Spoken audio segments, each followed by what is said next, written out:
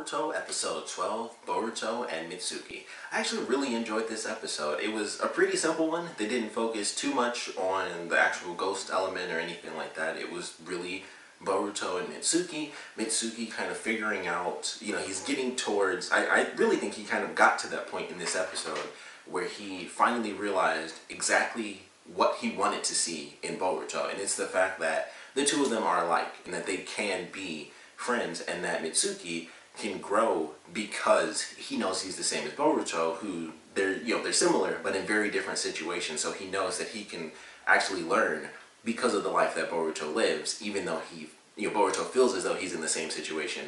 Mitsuki can see that they're very close, but not exactly the same. They're just very, very similar.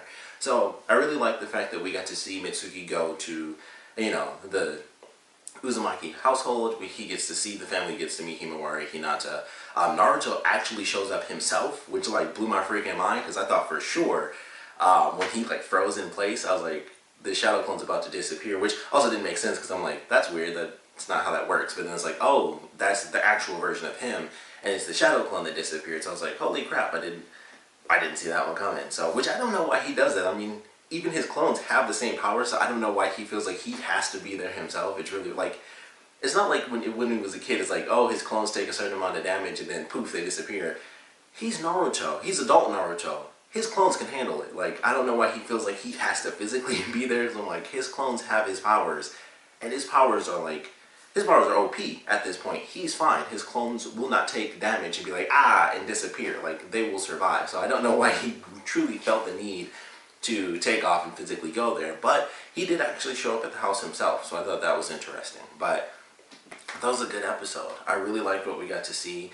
Like I said, it didn't really focus much on the ghost aspect and people actually being infected or taken over or anything like that. So I thought it was pretty cool. We do have the scene with Mitsuki and the class rep. Of course, they somewhat talk about certain elements of her past and how she lost her family and things like that. And of course, orphans, and surprise, surprise, we get to the end of the episode and Mitsuki's like, I know who's involved. They show a quick clip of the hospital bed. She's not there, and it's like, there you go.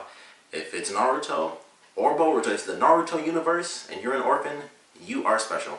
Period. You have somehow Hashirama DNA, you are probably an Uzumaki, or you're Naruto who's possessed and gets super mega powers. If you are an orphan, you are epic. That is Naruto in a nutshell.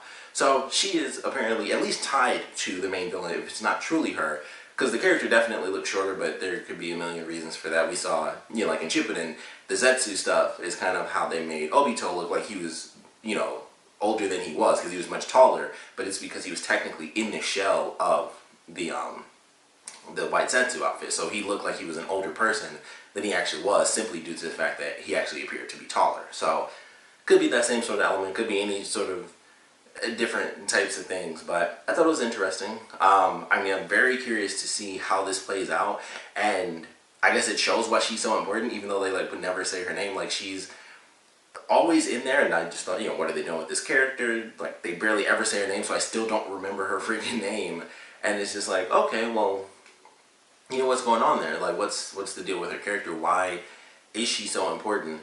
And now we have our answer, possibly. Unless that was a crazy hint, and then it's psych, that was just a clip to totally throw us off. She's involved in it. It's either her that was physically doing it, or like I said, maybe she's involved with this person, and it's not just her, it's a group of people, but she is that connection that Shikadai made, where it's probably someone that's close to us, and that would be it.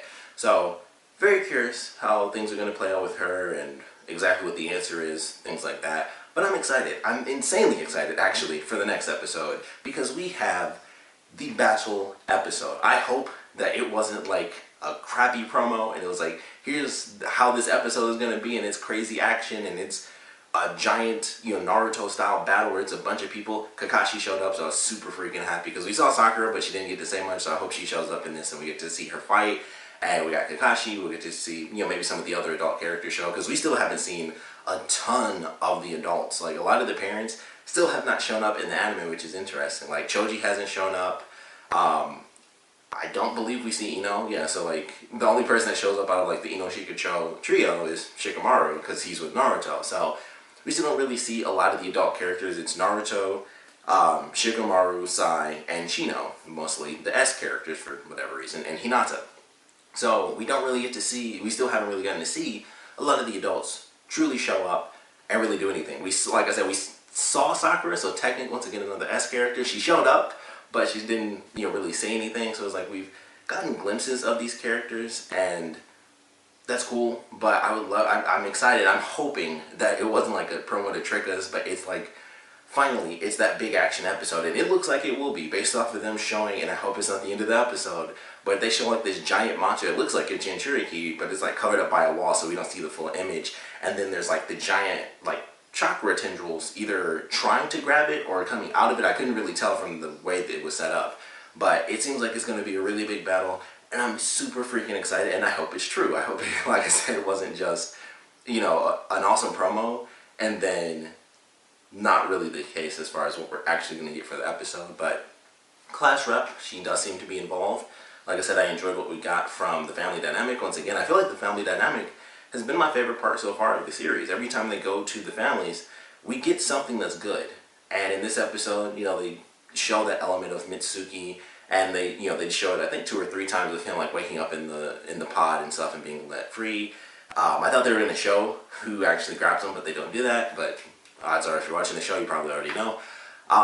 But it was still cool. I like that family dynamic. Like I said, him getting a little bit closer to the realization that he and Boruto aren't exactly the same, but similar enough. I really like that. He was like, the simple stuff about the food. It was like, with the way you eat at school, I just assumed you never ate really well at home because you always eat like crappy food when we're at school. So he sees like he's different at school than he is at home, which most people are because you're not around your parents and you get to just act however you want, sort of. So I thought that was interesting. I was like, I like that idea that he's learning just these little things about Boruto. And it's like, okay, so you don't like your father, but he is good to you, or at least he was in your eyes. He was good until he became Hokage, but I can see that he is still a good man because, of course, he's the Hokage. He does take care of the village. So from an outside perspective, and Mitsuki having like a super outside perspective, not even being from the village, it's interesting the things that he picks up on. It's like, okay, I can see how you feel this way, but I also see how you're kind of hiding other feelings as well. So I like that element. That was pretty much the chunk of the episode. The beginning was interesting where the kids are all going through. This was another reference. This was a much more subtle reference, I think, than they've typically done. But the kids were going through Kakashi / Minato's training thing, where it's like you have to, unless you work together, you fail. And I was like, oh, that's cool. They don't talk about how Konohamaru learned that from this person or anything like that. But it was like, that's interesting. It's either all three or you fell because you did not work together. And the only people that worked together were Boruto, Mitsuki, and Denki, which in the opening really pissed me off. And that was like the one thing about this episode. And it was just like a nerd thing because I was getting so annoyed. It was like a TV thing where no matter what, they do the stupidest stuff when you're on a time limit. And it's like, okay, they start off. Not only do we see them do this, but we also learned some interesting stuff about the fact that Boruto is actually apparently way better than I thought he was. I thought he was like an average student like everybody else. Apparently everybody else sucks compared to like Boruto and Mitsuki. Like they're the 2 characters that are like super epic because they had like a full minute by the time they got to the very end, and they still had like a buttload of time. But I was like, oh, I kind of thought he was average like everyone else, but apparently he's super freaking epic because their times were like leagues beyond everyone else until they decided to chat it up. Because in the very beginning, they just started and they stop and it's like, don't worry, we'll have this, we got this covered. Don't worry guys, we're gonna get through this. And I'm like, why the F are they talking? They literally stopped as soon as they started to talk for like 5 seconds. I'm like, that was 5 seconds wasted. The stuff with Denki, I was like, I understand this. They of course stopped to go back and save him. I was like, that makes perfect sense. I was a little upset with Mitsuki, but obviously he's observing, so he doesn't actually care about winning, so I get that. But it was like, okay, Boruto went to save him, so I guess I'll go ahead and do it. Because he even talks to Shigedai about that. I was like, is it weird that I saved him and stuff like that? And I was like, okay, so it makes sense that he wouldn't instantly, reach his hand out to grab him, so I wasn't mad about that. But of course, they do end up saving him, and what happens? They stop to talk again on the top of the logs, like, don't worry, Denki, we won't leave you behind because we're teammates and we all have to stick together. And that was a little moment where Mitsuki learns more about Boruto, and I was like, they could have done that outside, by winning, would have been fine. They could have been like, man, I can't believe we did it. They could have even done that where they were the only team that won, and then Boruto said that, and it would have even had a greater impact because, like, see, if we didn't work together, we would have literally lost like everybody else. And I was like, that would have actually made it even cooler because they would have had that conversation and Mitsuki still could have seen that, but they also could have logically ended it like any normal person would. Instead of stopping at the top to talk about it, they still had time to just run and be like, hey, we did it, all three of us. And it just made me so mad. I don't know why that bugged me so much in the beginning, but it really did. Especially when they first started, like they literally started and then stopped in the middle just to stand there and talk. And I was like, that just didn't even make sense to me. But it just made, that was like a little annoying to me. I was like, they know they're on a trial, but they gotta have the talk. And I was like, they could have won and then still had the talk and it would have been totally fine. But that's just me.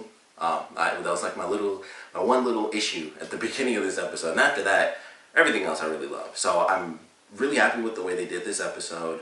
Excited for the mystery of why the Clash Rep is the main villain. Exactly what her powers are. Maybe she's not as young as we think she is. I don't know if they're pulling that sort of trick on us. But I'm excited. And we're supposed to be getting, based on the promo, a pretty sweet action episode. So I'm very excited for next week. But of course, we'd love to know what you guys thought about this episode. So please comment below. Let me know your favorite parts, your least favorite parts about it. And of course, the Clash Rep. They seem to be teasing that it is her. I would love to know your theories as to why it's her. Exactly what's going on. Is she the only person? Is there someone else working with her? Maybe it is like this crazy mystery thing where we find out that she actually isn't as young as we think.